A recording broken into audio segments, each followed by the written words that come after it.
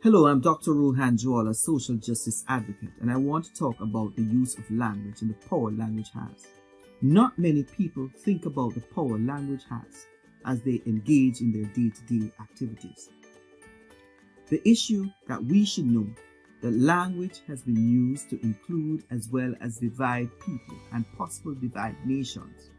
Therefore, we have a moral responsibility to use our language appropriately in order to enhance society inclusiveness.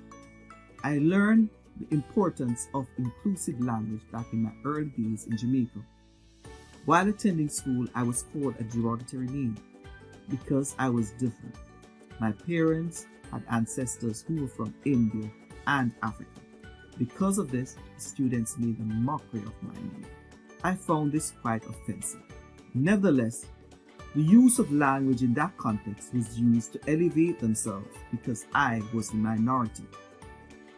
In today's society, we have situations where minority individuals are consistently called names.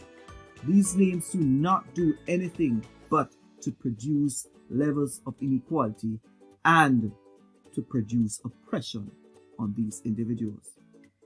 It's necessary as you communicate with others to ensure that you're culturally sensitive, you're considering the respect you should have for others, and considering how better you can make this world a better place.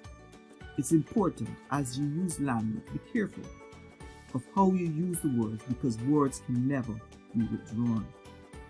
Recently in Jamaica, a young man decided to end his life.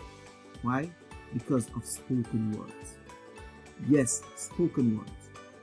The young man ended his life. But I urge you to think about how your ideology, biases, and prejudices will influence your language choice.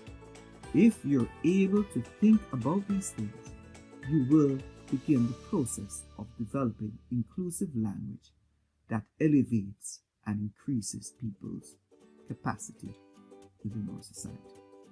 Thank you for your time.